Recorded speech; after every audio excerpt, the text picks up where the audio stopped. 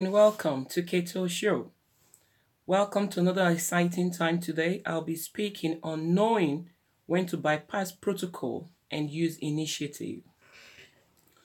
So you might be working in an organization or you are an MDCO yourself, but I'm going to speak to you today on this important topic, knowing when to bypass protocol and use initiative is very important. Because oftentimes we have laid down rules that we need to follow. But it's also very important to know when to draw the line, when to apply your own initiative instead of just following laid down rules all the time. Because following protocol can equally jeopardize people's health, people's safety. Okay? So in as much as it's important for you to keep your job, to protect, you know, your your organization because you want to respect the policies, obey the rules and regulations of your organization. Also know that it's also important to know when to use your common sense. Okay? So, what brought about this topic? I've had experiences myself whereby I felt that, you know, I was in a situation whereby rules or procedures should be ignored, but it was not ignored at all. And recently, if you're following the news, there's a recent occurrence as well of Ellie May, Ellie May Clark, a 5-year-old girl with a severe asthma attack, a condition, who went to see a doctor on an emergency appointment. She was 5 minutes late, and the doctor refused to attend to her, and she died in the process. So what are we talking about here? This is someone's child. One thing is to have the doctors. One thing is for us to have hospitals. One thing is for us to have GP. Then another thing is for you to have people who are trained, who know the ethics of their job. Because if you're a doctor and you're not caring, what are you doing in that profession? It doesn't matter how many years you spend there. If you cannot apply it, the common, application is something you cannot, use to, reach out to the people you're supposed to serve. Just imagine this situation now. What are you expecting the mother of this child to do? The parents, what are you expecting them to do now? You say you're sorry? Will your sorry bring this child back? Ellie Mae Clark, may your soul rest in perfect peace.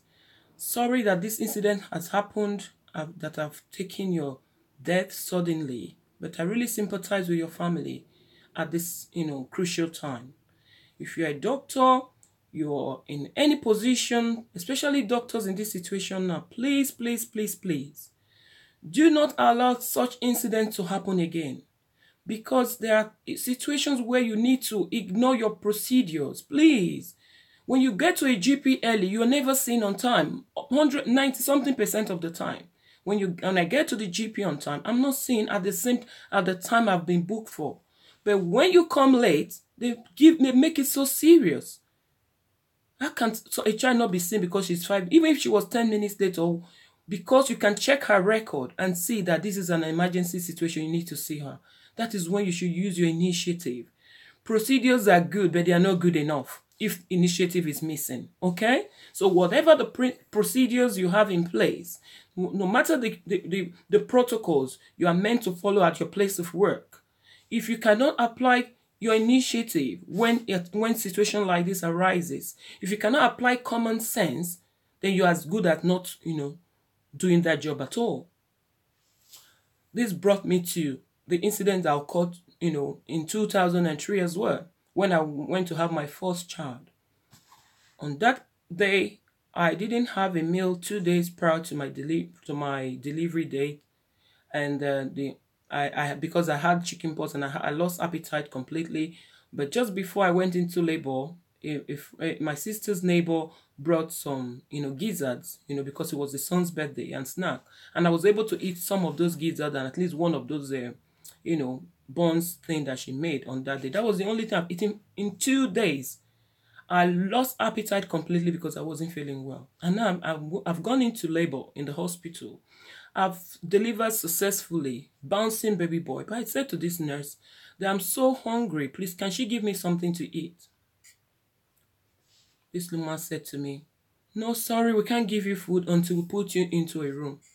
Now I was on the, the chair, the wheelchair they put you to sit down there when you be waiting to move you to another room because there was no room ready for me. And I said to this woman, please, after I waited some time, I called her again and said, please, can you get me something to, I'm really hungry, because I couldn't even move around. I'm really hungry. Can you please, get me something to eat because I'm getting really weak. I don't think I'll be able to wait until you actually put me into a room. And she looked at me and said to me, sorry, we can't give you anything. It's not our procedure. We have to put you into a room first, except you just want us to, I just look at her, I'm like, gosh. And you know what? I was really, really, when you can feel it, that you're getting weak, that you really need something to boost your energy. That was the situation. I was there alone, my sister have gone to her children, so I was there alone. That's why if your wife is going into labor, please be with your wife. If your friends are going, please try to make arrangement for someone to be with you. Don't rely solely on the nurses or doctors, because it's not 100% that they will care for you when you really need them, because that day it was not an easy situation. They finally put me into a room, and as I said, I had chicken pox prior to labor, so therefore I had automatic a private room, which I never wanted at that with the situation I was, because I was looking forward to get into a room where I could just nibble something to eat from someone in the room, because it has gotten to that stage that I was really, really weak.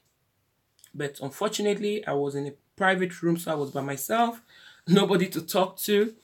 And this nurse that was supposed to be looking after me in that room is she's playing another magic for me. I don't see her. She just disappears. She just put me in the room and said she was coming, and that was it. I didn't see her again. Oh my goodness. Because I had terrible chicken pox on me, so she was trying to avoid me. I could notice she was avoiding me. But luckily, after a while, another lady came, which is a Mitchell Fitzgerald.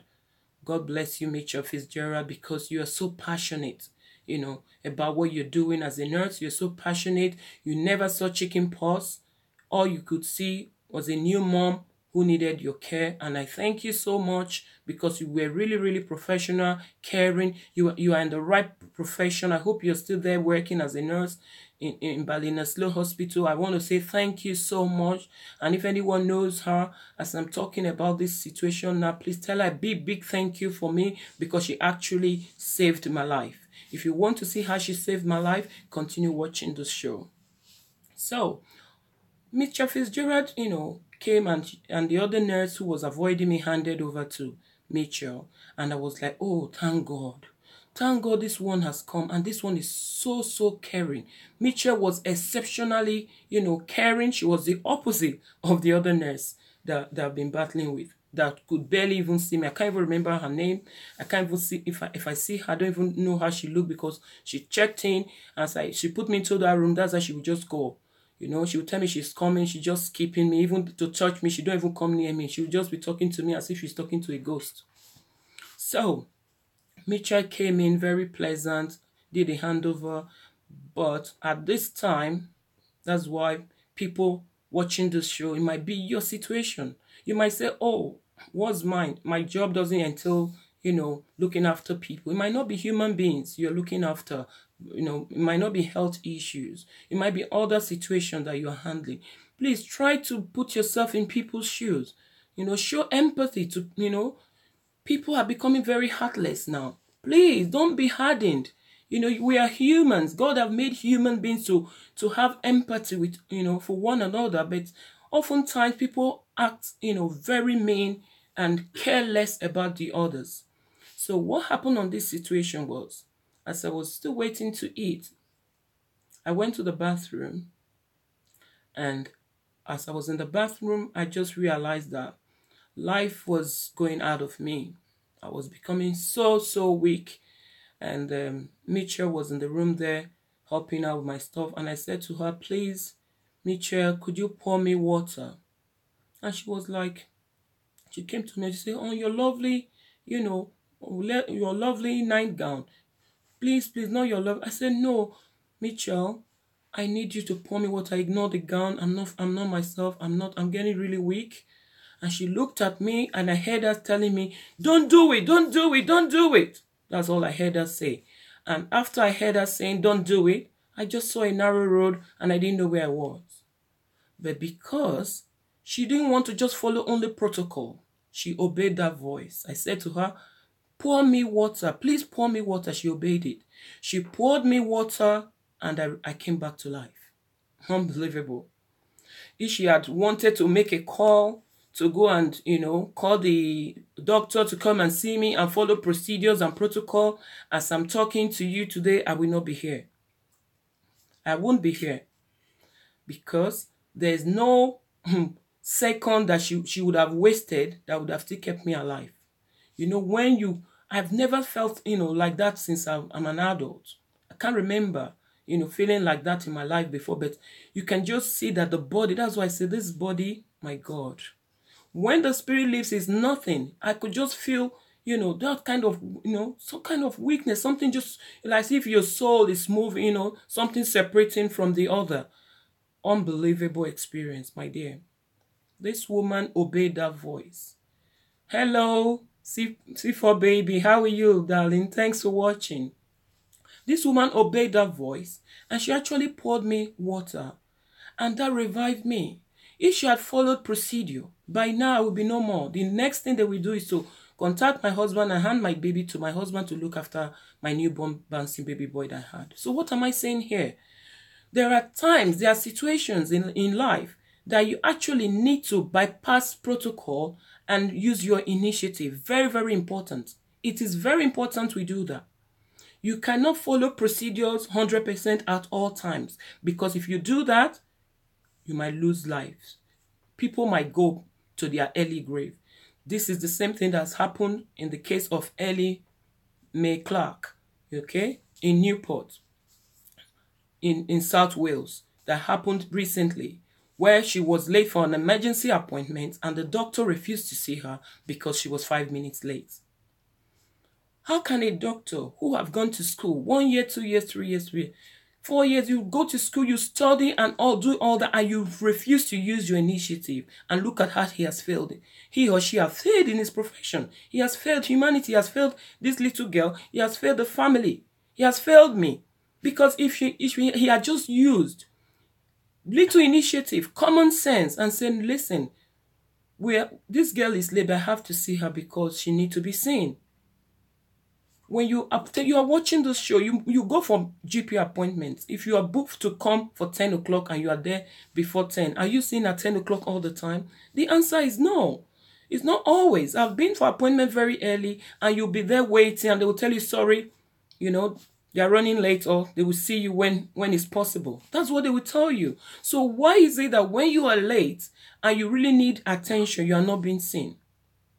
It happened to me some time ago in 2016 while I was about going to work. I woke up that morning, experienced something strange, and I called my GP in Plumstead then, and I said, look at the situation. Please, can I see a doctor? They said, yes, we'll book you for so time you can come. And I said, please look at the situation. I can't really walk, but I'll be calling a taxi. The taxi will tell you I'm coming in so minutes. But of course, there could be delay. Well, that's why we're human. And the taxi was delayed and I called the GP back telling them, listen, look at the situation. I'm still waiting for the taxi and I can't come out to take the bus. Please, I'll be coming. They said, okay, please, but if you are 10 minutes late, we will not be able to see you. That's what the girl said. She didn't even care. She didn't even ask me, how are you feeling? How are you feeling now? Okay, are you okay to wait by yourself? Is there anyone there with you? All those ethics of their job has disappeared through the window. Why? Why are people not, safe in the hands of those people that are supposed to look after them? These people are the people who are supposed to care for us. If we are not safe in their hands, so why are they there as doctors then?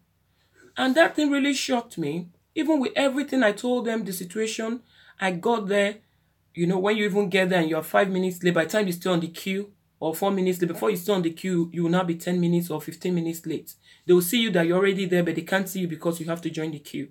So by the time it got to my turn, I was now 10 minutes late. And they said, sorry, we can't see you because you're late. I said, please, could you speak to the doctor and tell the doctor the situation, please? I'm supposed to be at work now, but I have to come because I'm really concerned about this situation. I haven't seen this before. They said, sorry, we can't see you. And he spoke to the doctor, and the doctor actually declined. They said to me, the doctor said she can't see you, so you have to go. That was when I knew I was in the wrong place. I said, no, I cannot have a GP that will decline me in this kind of situation. If it's something that's going to take my life, that's how they will leave me on my way. I told them, I said, this is how you treat people. You leave me in this situation and I'm going on my way. Anything happens to me, you will not take responsibility. I said, I cease to use your GP practice because this is not a GP. Okay, this is not a GP. So what I did that day, I went to a pharmacy, which is at the bus stop before you turn into Herbert Road. Just unfortunately, I don't know the name of that pharmacy. I'm going to go back there to get their names, and I'll put it underneath this video. That man was so professional, so caring. He checked me out, they were so caring. They have some equipment. They checked my blood pressure, did all stuff, and reassured me and said I was fine, and gave me some things I needed that day and could help me. And I left. And I said, look at the situation. He said, why didn't you go to your? I said, look at the situation. I contacted my GP. I've gone there, but because the taxi was late, they refused to see me. Unbelievable. We need to be human, okay? It doesn't matter how much knowledge you have acquired. It doesn't matter whether you have your doctorate degree. It doesn't matter how many years, you've been in school studying. It doesn't matter how much in depth of the Word of God you have learned. If you cannot learn to be empathetic, if you cannot put yourself in people's shoes, if you are not caring by nature, please, there are certain professions you shouldn't attempt. It doesn't matter how much salary is being advertised for that role. Please do not apply for it. Because what you'll be doing is that you'll be killing people. You'll be sending people to their early grave. You'll be causing trauma on people. Thank you, Melodian. Thank you so much. Thanks. You'll be causing, stress on people, because the high rate of mental health now is not just because people have a genetic disorder or whatever. No, it's because of people like this who fail to use their initiative and follow protocols. People who are not empathetic. People who do not care about the people they serve. People who refuse to use the ethics of their job. That's the problem we are facing. And you are creating a huge problem for the NHS. That's the fact. When you speak to them, they'll tell you, don't teach us how to do our job. I think they need to be monitored. They need to be monitored. All these organizations, government organizations, healthcare parastatals, government bodies, people need to go there.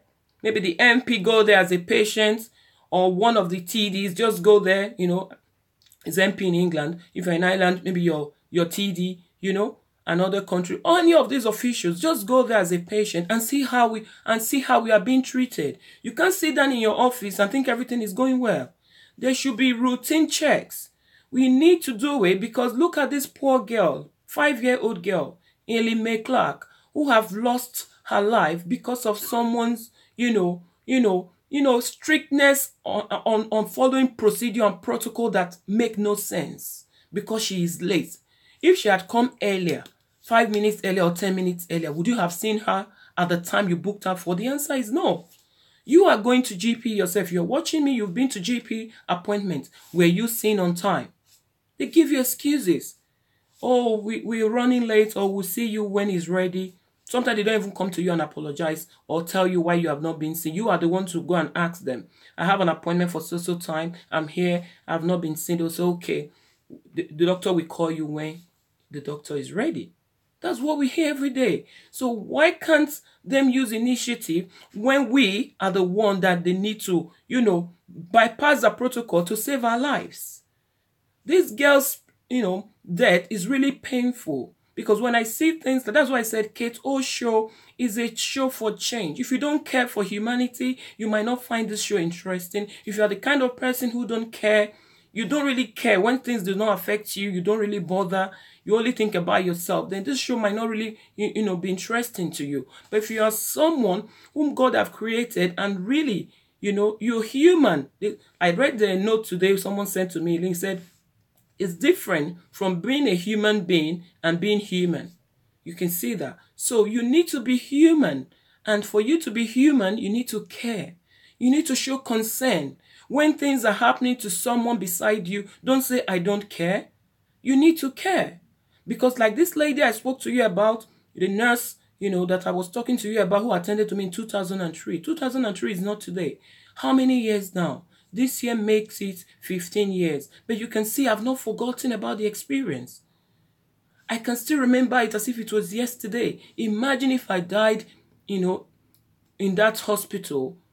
Then there's no place that will be written down that, oh, she was denied food, she was starved, that was why she died. It won't be written anywhere. You can see how these people, do silly mistakes and, that will result to people losing their lives and is not on record. Can you imagine that? If anything has happened to me at that time, they might come up with any other reason. Oh, she had the baby, maybe she lost too much. They will just say one thing that's happened to me. But I was actually starved because I have not eaten 2 days before delivery. And I made that clear to her. So that she don't think, oh, she will be fine. I made it clear to her that I have not eaten for 2 days before I went into labor. That should, ring a bell in someone's head. Someone should blow. You say, oh, she hasn't eaten. A woman who just gave birth, losing so much blood in your delivery. She's a woman like myself. But she refused to budge. She followed her procedure. She left me there for hours until they actually have the room for me. And when they gave me that food, was I able to eat the food when the food came? I wasn't. I wasn't able to eat it again because I was too weak to even handle the spoon. I was too weak to even eat the food. If not that the lady, the nurse, who now handed over to, came in and she was there with me, I would have fainted in that room by myself. You see, God is wonderful. God is wonderful. That is why I cannot stop, but praising God and serving God, because He's the only one that is there for you at all time. He doesn't care about your skin color. He doesn't care about anything. He just loves you anyway. Because if not that Miss Gerard handed, the other nurse who don't care at all, handed over to Mitchell Fitzgerald in Ballinasloe Hospital, I'm telling you, I won't be here today. There won't be Kate Osho. There won't be anything like this. So you can see how people can actually send, innocent souls to their early grave.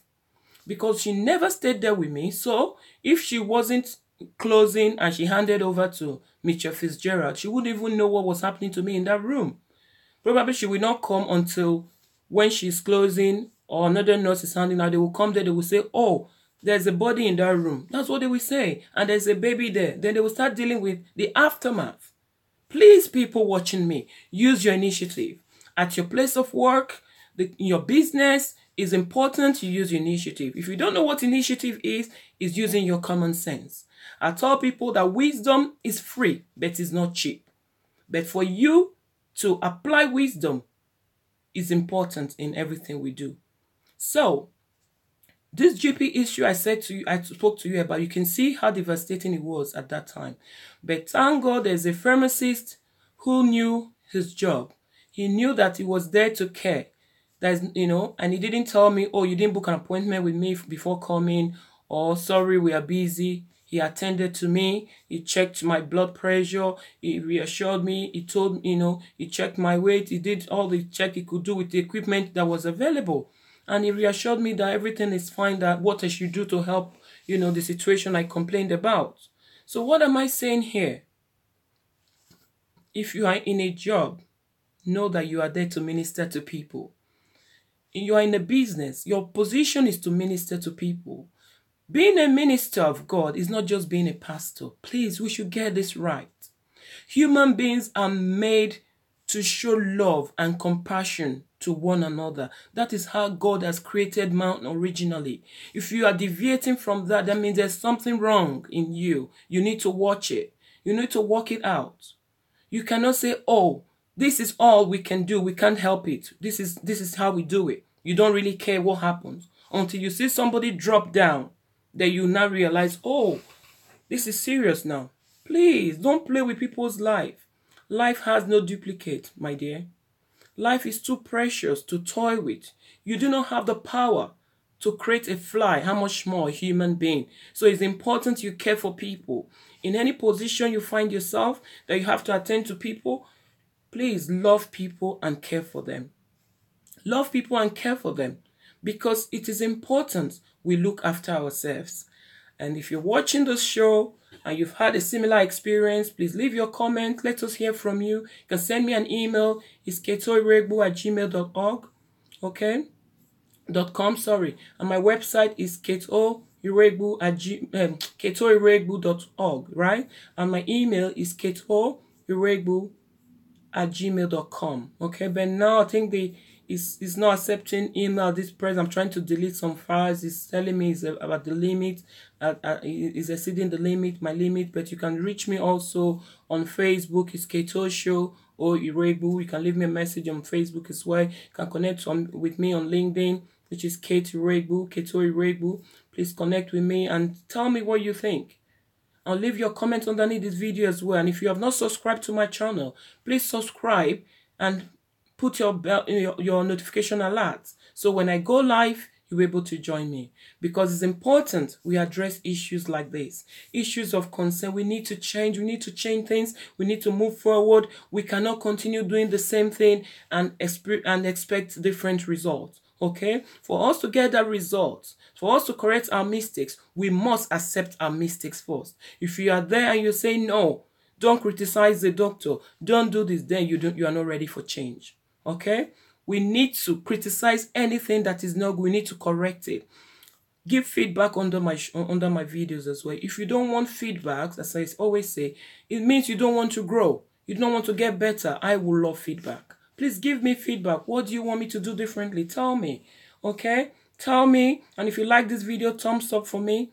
And I love you lots. And bye for now. Thank you very much. And lastly, I want to say, Miss Ellie McClark, your parents, your siblings, if you have one, your friends, your family, I really tell them to take heart at this difficult time and that the Lord will comfort them. Thank you so much for watching and bye for now. Thank you. Bye. Bye-bye.